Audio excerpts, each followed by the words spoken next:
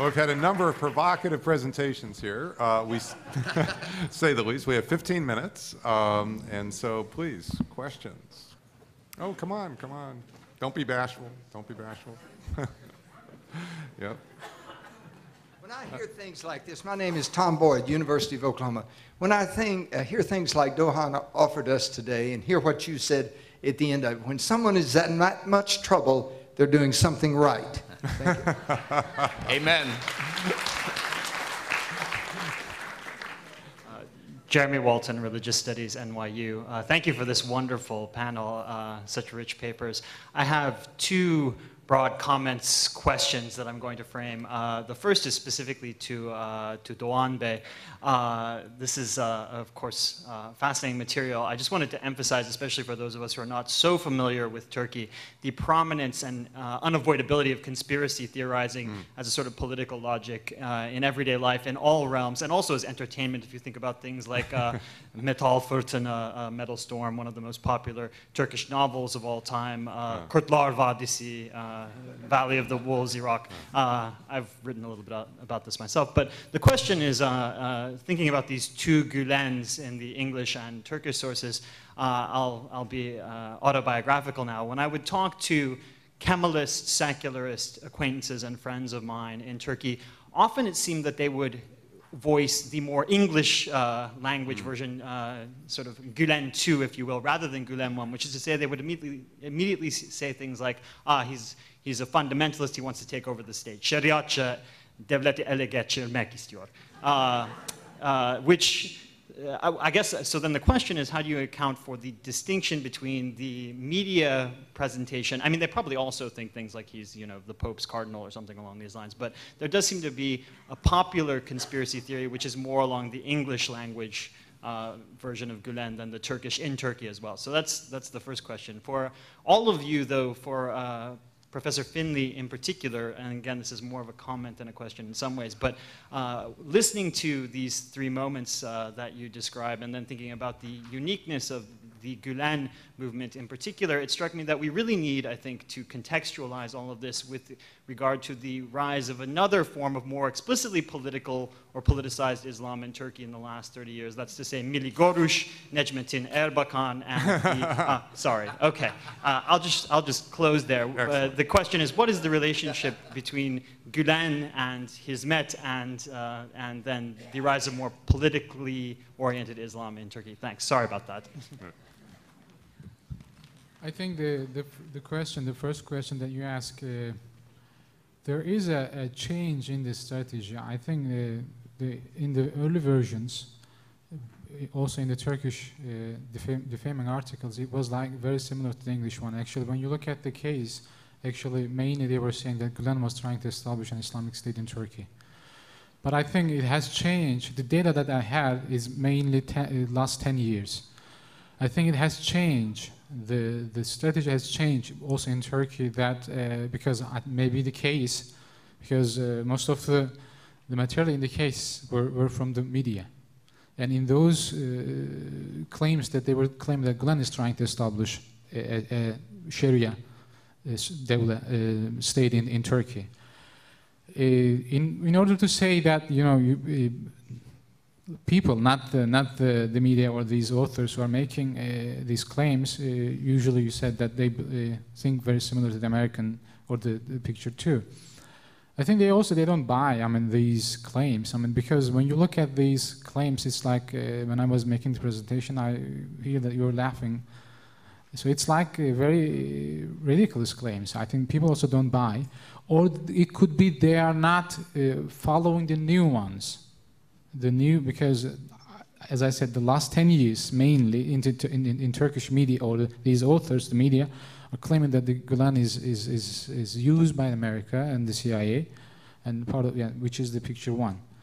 It could be that they are not following. These people are also maybe targeting, I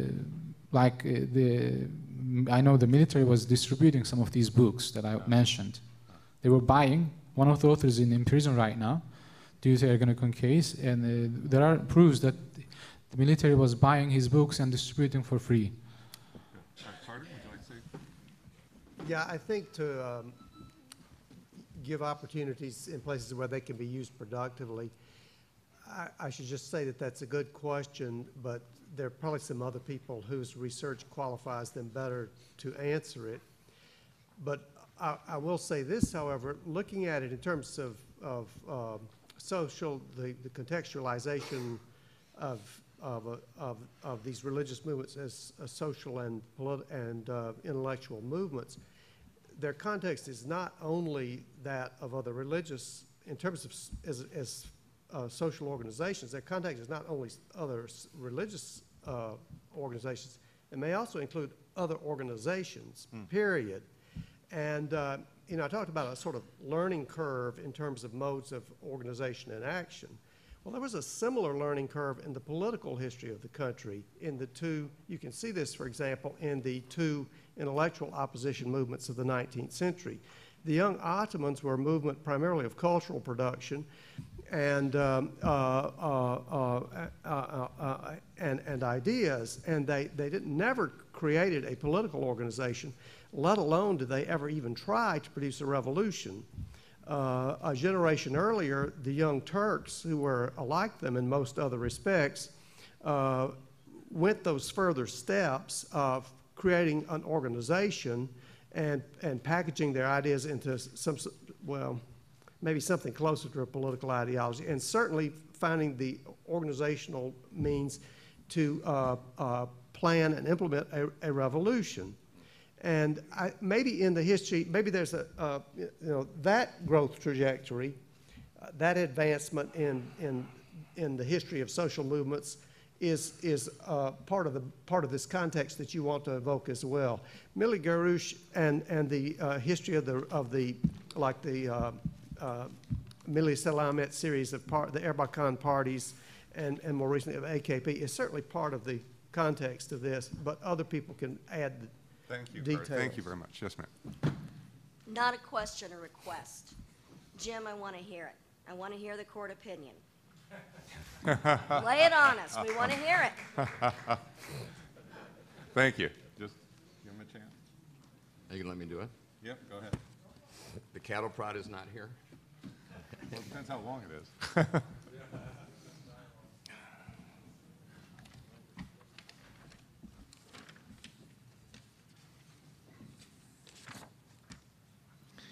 Freedom of thought is one of the fundamental components of democracy. This is unchallengeable. This freedom includes the liberty of expressing thoughts and opinions and the liberty to organize freely around such thoughts within a legal framework. The thoughts and opinions protected by this liberty do not depend on their acceptance by everyone or approval by the majority. This is the significant aspect of this freedom. In the anti-terror law, one must distinguish terrorist activity from the rights in a democratic society to freedom of religion, conscience, thought, and association. This article does not cover activities that entail the use of rights and freedoms in a democratic society. This is the first such opinion I found in all of this work that I did, and I think it's amazing. Thank you. Yes, please, sir. Good afternoon. My name is Gerald Hankerson. I work with the local chapter of CARE, the Council of American Islamic Relations.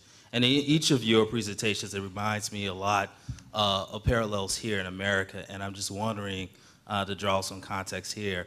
Namely, it appears that there's some issues with Muslims, I guess in the PR sense, with the media, within ourselves, in identifying what is our role moving forward, and particularly within civic engagement.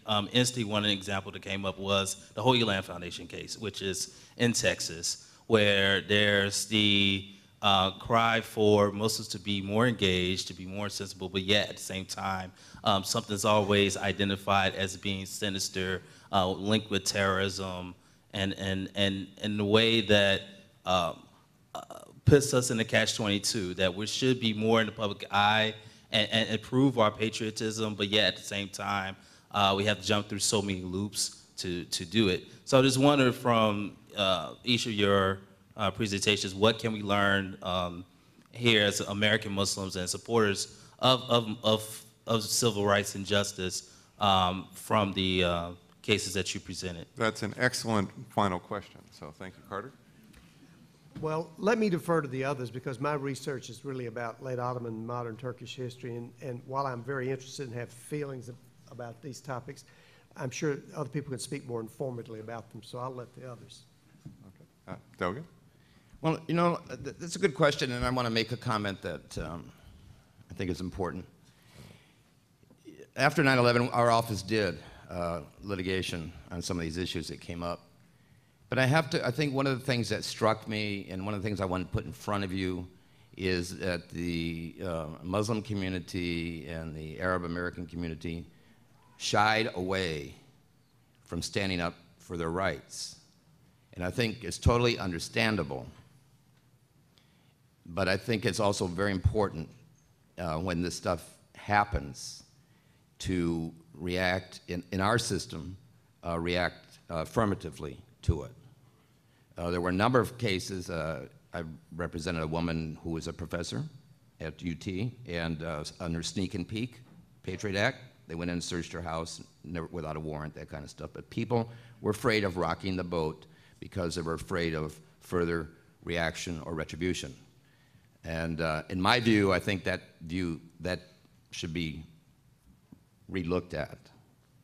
The second thing is, and this came up in the reaction I had to the first speaker, is don't think about conspiracy only in terms of Turkey. This is a function of government, of power, of the military-industrial complex. And my example is COINTELPRO, the FBI infiltration and the breakup of the Vietnam anti-war movement, the women's movement, and the civil rights movement, particularly at a time they were trying to coalesce because of the challenge that presented to the government. That was real. We've seen the papers. And one of the first things that Ashcroft did after 9/11 was to retract the settlement that had been made against the government under the COINTELPRO litigation. So this isn't about Turkey. This is about us and human rights, pure and simple. Excellent.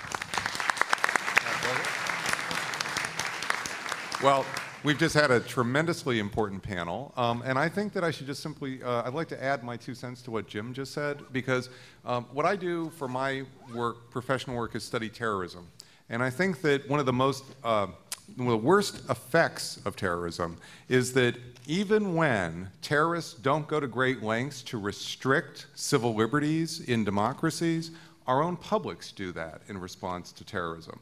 What's important about grassroots movements, and I mean Gülen, but I also mean others, more than anything else, is that they're the space, they're what works against that restriction of the sphere of civil liberties that comes all too often as a result of terrorism, even when I say the terrorists are not actually behind it. And so I just think that it's terribly important that we recognize that. I think it's also very important that we recognize what a wonderful job our panel did. And please join me in thanking them.